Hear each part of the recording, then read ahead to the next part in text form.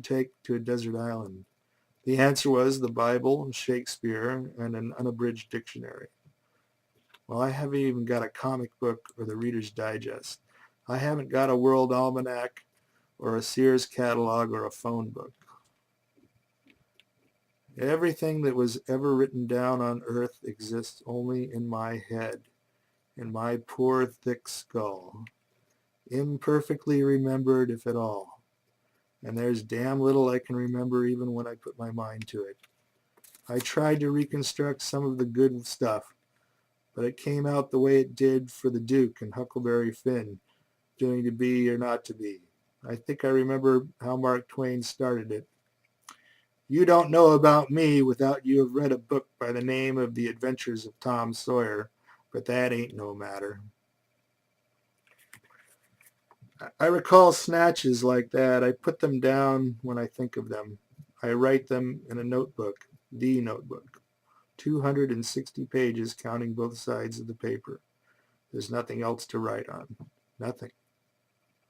So I'm selective in what I put down. I don't write junky stuff that springs to mind. Things that got into my head in grade school and never got out. Like, go home, your mother's got buns. Or, Mary, Mary, will you get up? We need the sheets for the table.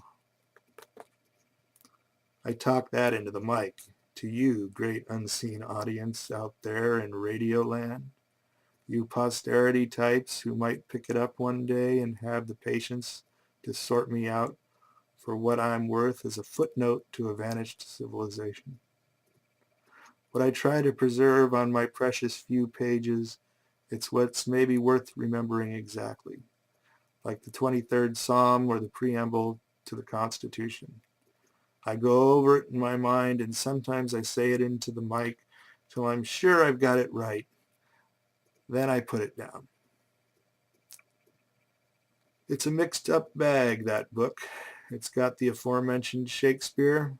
Funny what you remember, like post with haste to incestuous sheets. Or when the wind's north, northeast, I can tell a hawk from a handsaw. But like the Duke, I can't get past the first few lines of to be or not to be. What a crying shame that they had to pick me for the sole survivor. As if anybody did any picking. As if there were a they. Another thing I put down was a line from Ethics 1 at college, and don't ask me who wrote it. It goes, everything is what it is and not another thing.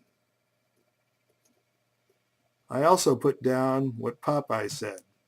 Not Faulkner's Popeye. The one I remember is Seeger's in the comic strip. I am what I am. Maybe it's just as good. How about do your thing?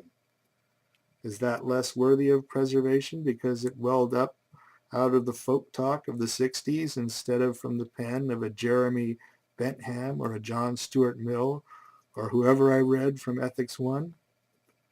Some words lived because they were in all the libraries. There are no libraries now. There's only one, and if I remember, I am what I am, and do your thing, who's to question their validity? You've got to take what I give you because I'm all there is. I also remember cogito ergo sum. Though I'm essentially a lowbrow, I even know what it means. Not being entirely stupid. But what the hell, as Archie said to Mehitabel, what the hell? There's no Descartes now, let alone Deshorse, and it hardly matters which goes before the other. The point is that the highbrows from the year one are at the mercy of a lowbrow, me, namely Jabber McGabber. It doesn't entirely appall me. There could be just cracked earth and no survivors. So hey out there, here I am, the average man, for better or worse. It's no good wishing you had a Schlesinger or a Toynbee or a Churchill. I am what I am, and you damn well have to make the best of it. Another thing I put down in the notebook was the Jabberwocky. I don't want them to think we didn't appreciate the ridiculous.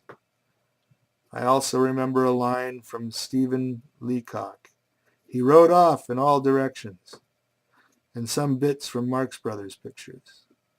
They're written down, too, to balance other stuff like a rose-red city half as old as time, and a few things that Lincoln said. Somebody told me once I had an eclectic mind, and I had to look it up. Somebody else told me I had a vast store of superficial knowledge, that I was a wellspring of trivia. So be it. If that's what millennia of civilization have labored to produce, if I'm it, that's tough, buddy. I'm what's left. I'm the end product, the final solution, the distillation, the residue, the dregs, if you like. Maybe it's poignant, or maybe it's just ironic, but I'm what everything led up to. I'm the gift horse. So don't worry too much about whether my teeth could have been firmer or whiter. Just be glad there's a tongue to click against them, to make sounds you may transcribe one day. I'm human, at least. You might even find me alive, whoever you are, and examine the old body to determine how we locomoted and reproduced and communicated and all like that. It'd be nice if there were two of us. You'd get a better picture. I don't dwell on such thoughts. It does no good to consider what might have been. It's better for you this way. I talk more. Maybe I wouldn't talk at all if I had a woman to share my survivorship, or write enduring things in my finite journal. I'd be too busy figuring out whether the life support system would support 3 or more and how long it would be before we had a population explosion problem. So probably it's a good thing there's just me, all by myself, alone with my imperfect memory, but with my loquacious larynx to provide you with anthropological data and enough cultural phenomena for some of your graduate students to earn their PhDs. I may be no more than an appendix in one of your scholarly journals. It's probably good to see myself in perspective, but I do feel hurt on behalf of all the great minds who preceded me. I console myself with the thought that you're all figments of my imagination. I am the only one who exists, as far as I know. This truly may be the end of us all. In which case I should get off and play a record. I'll reach into my bin of nostalgia and spin an oldie from the days of yore, which I trust all you figments out there will enjoy as we listen to Ted Fiorito and his Hotel Taft Orchestra playing for our lonely delectation. How about a little number entitled, Who Will Be With You When You're Old and Gray? How many question marks go in there? Who indeed? I will, maybe. Marty. Our subject raises a question here, to begin at the end. The song the song he referred to is not Who Will Be With You When You're Old and Gray. It's Who Will Be With You When You're Far Away. The other questions are academic. His is a nonlinear medium, so it doesn't matter whether there's one question mark or two. But the fact that he has the wit to raise the question makes it clear that the passenger who denigrates himself as excess baggage has more supercargo than he realizes.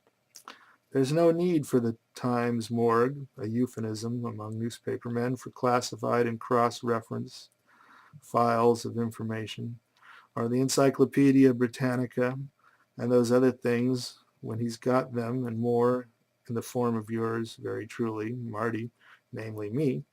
Anything they can do, I can do better because I'm automated. I've got instant and total recall. It was not for nothing that Potty Parnell spent a month's receipts in hiring the masked brains of Parnell University. He realized too late what the initials sounded like.